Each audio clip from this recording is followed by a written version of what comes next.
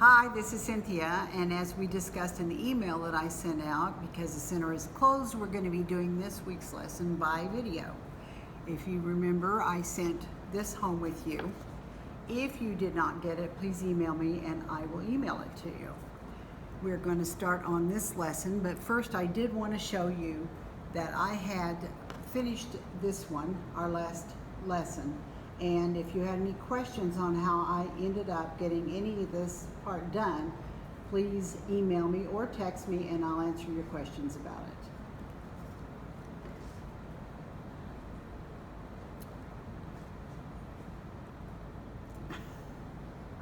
I thought I did that already. They couldn't see it really. Okay. All right, you ready? Yeah. You want to talk about anything else? No.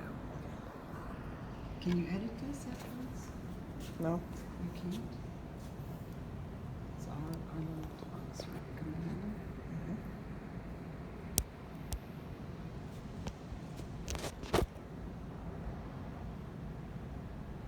Okay.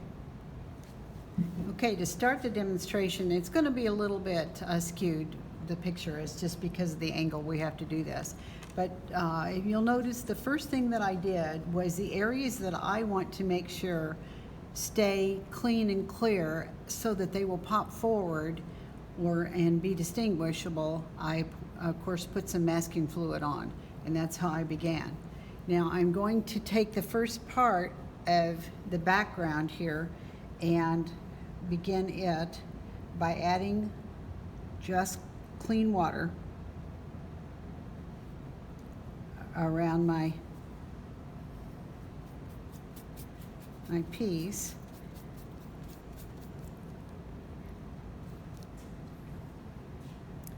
I'm trying to be careful, very careful to keep it nice and crisp and keep it off of my petals, but that may not always work, as you know. I will do my best. I'm going up in this space just a little bit, but I have to do it kind of a section at a time because it will dry. And we have to have it wet on wet to do this background.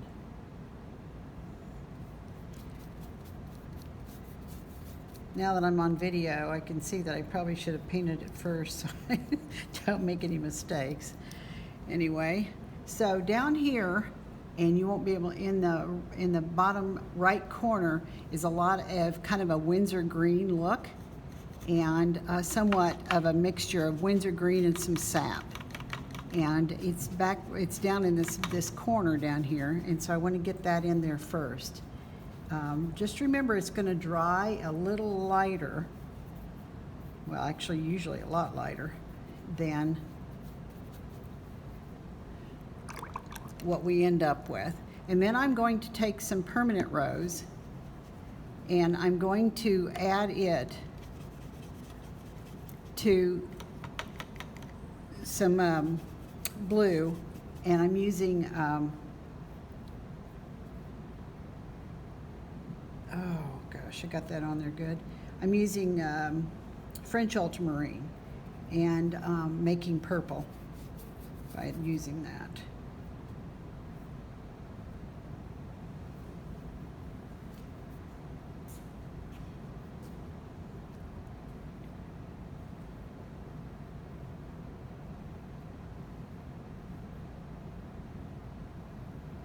Again, trying my best to keep it off the petals. It can be somewhat lifted out if you get it on there. Try not to though, because it would be a lot nicer and a lot crisper if you can keep it pure color on those petals. Okay, I'm coming down into that green now, and I want it to blend in, but I don't want it to be dominant, the purple, because the green is more dominant in that area.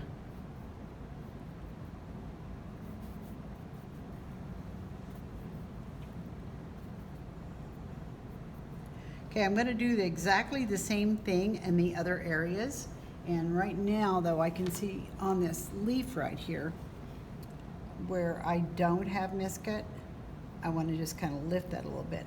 The reason I didn't bring the biscuit down into this area is because this particular green there is not completely crisp. It kind of flows into the background. So I'm going to go ahead and put some green in there anyway, even though I'm going to probably end up crisping it a little bit later. I'm going to add that green in there. Just that I will work up into the part after I take the masking fluid off.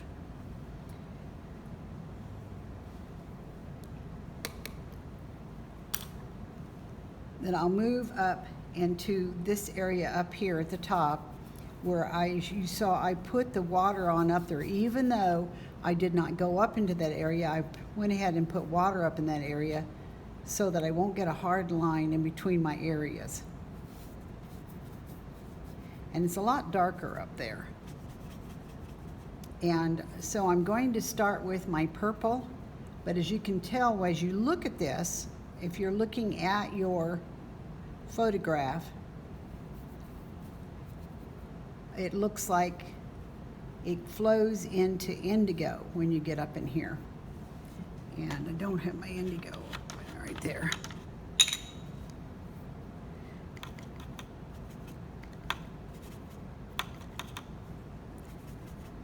And that's quite a bit darker.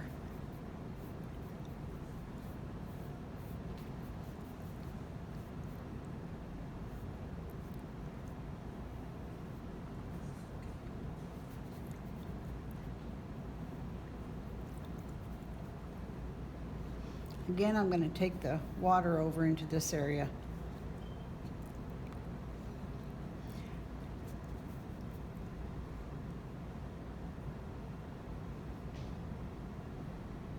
It does kind of help a little bit when you've got a little bit of color into it, actually, because then you can actually see where your petals are, and helps to keep them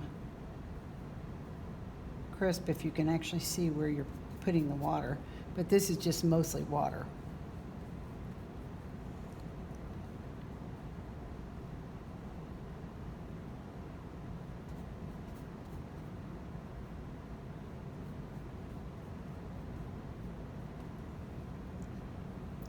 Again, I have to worry about creating that line, so I'm going to come all the way over here,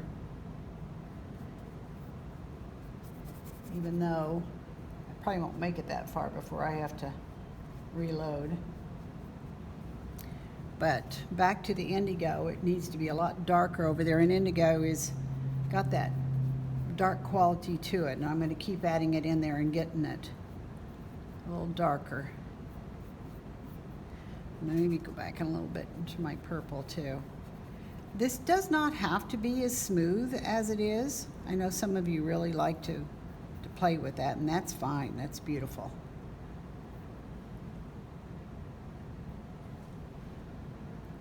Okay, more of the indigo here, and I think I'm going to add also some phthalo in there for color, even though it's more of an indigo, deeper blue than the phthalo. I still think the phthalo would be pretty in here, so I'm going to add some of that. Maybe add a little interest. And as you know, I've told you that almost any blue and any red is going to make some form of purple, and some prettier than others. But I use most all of them. But in this, I'm using permanent rose and French ultramarine as a rule. Now over here in this area, since I've introduced my phthalo, I might want to reconsider using just the phthalo with this. It's just what I'm doing, because it too will make a really nice purple.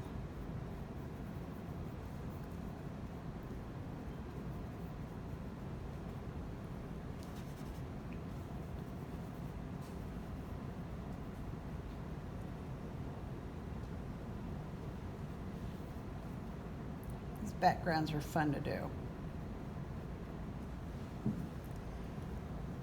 Okay, we're going back over into the water again. Making sure that we've got, now see that had some tint to it, so I've got a little bit of line here, hoping I can get that out pretty much. Because we're trying to do that real smooth background. So I'm gonna really rinse my brush a little bit better.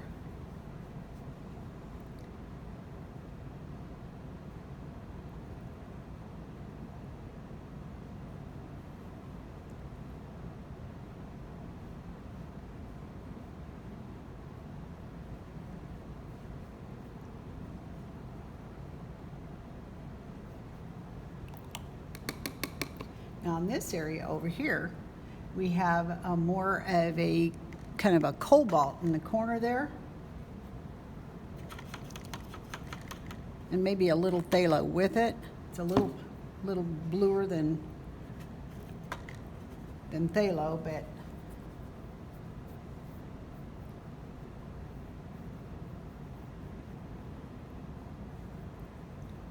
and you want to kind of use a light touch. You don't want to push too much. Maybe a little indigo right in this corner up here. Add a little interest. Same over here. It gets a little darker. My go-to indigo.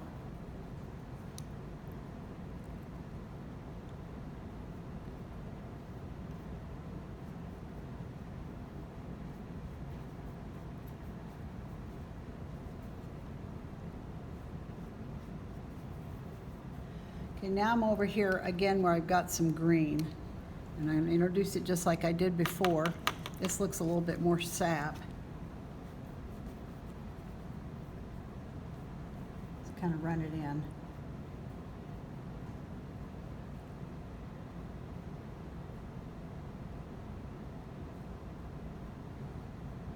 Now all I'm doing is paying attention to the colors that I'm seeing in this background.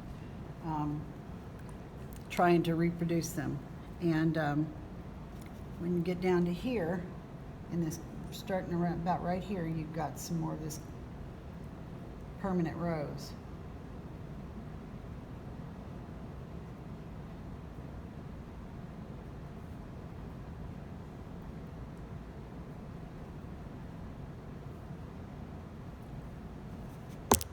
Oh, for crying out loud, I keep catching everything. Hitting everything.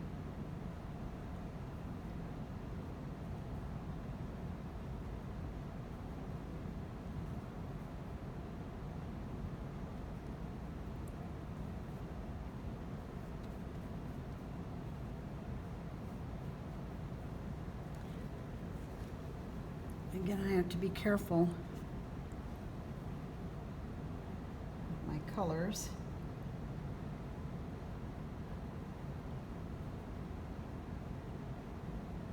This one right here has introduced a little bit of yellow to it, and so I'm going to use some Cad Deep right here. I want some water on that first, though. I do not want it to end up being too strong.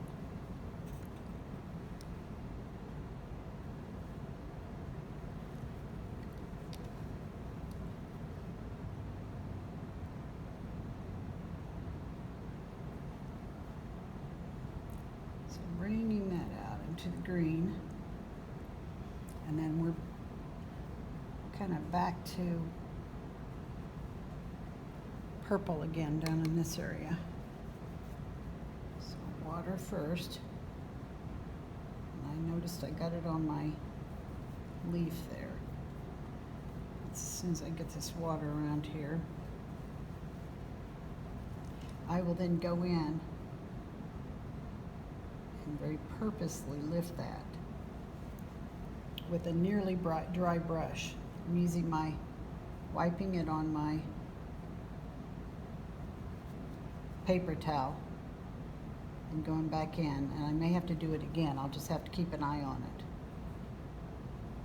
Same here.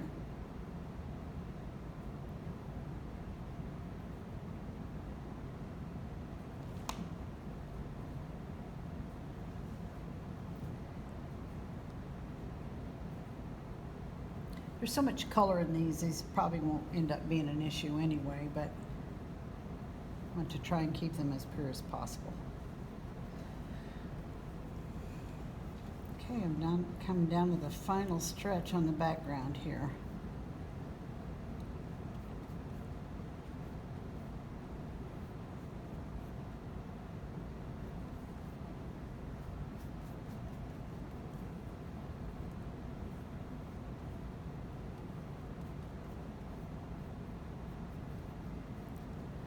And this is a really nice deep purple in here.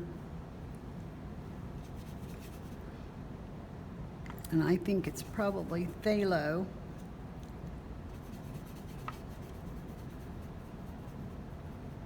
And permanent rose.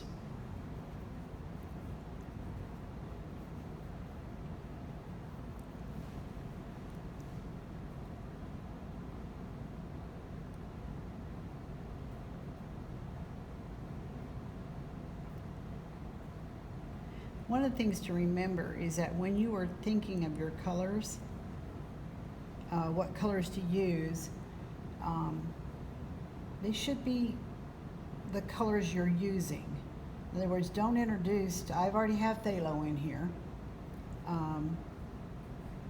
and I'm not introducing a new color by putting in. And I don't think that that's what you want to do. Here, I'm just trying to get these colors to blend without. Okay, I might need a little more green here.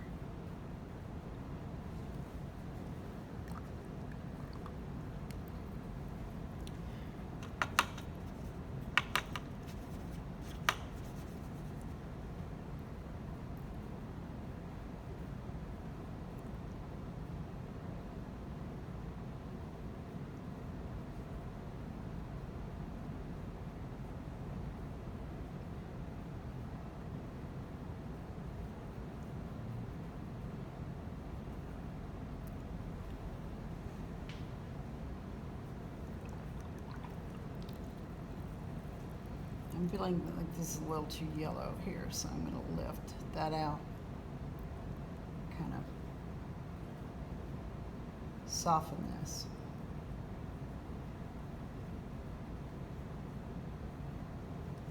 And you'll notice where I lifted over there, it didn't really come out like it should. I'll try and get in there with a paper towel and see if I can get it a little drier. Left.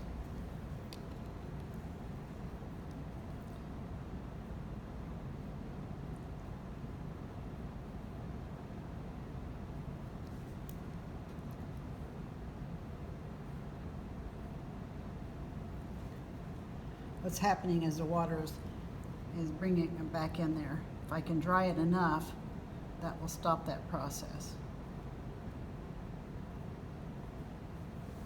Okay, coming around to this area here, like my purple has become a little more bluish purple.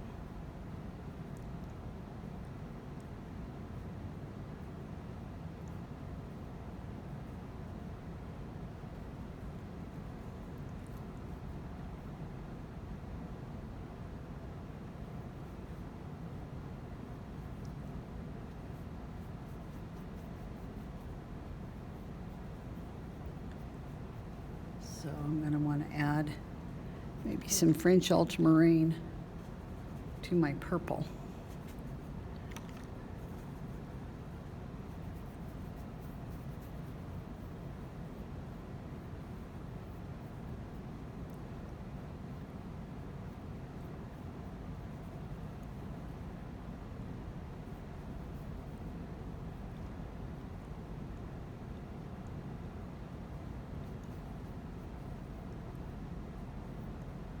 What I really like about this flower is a lot is the background.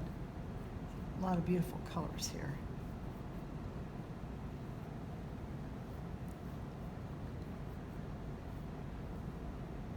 Oops, I went over my green. I have to fix that.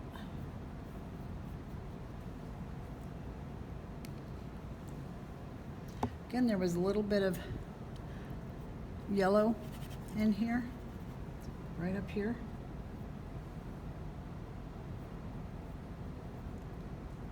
Not much, but a little.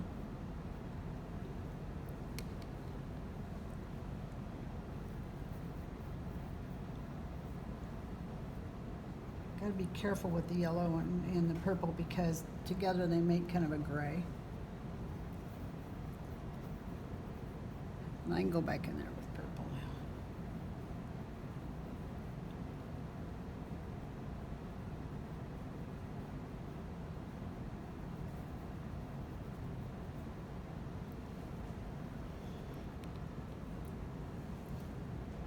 Okay, and here's the first part, which is our background, first stages of this painting.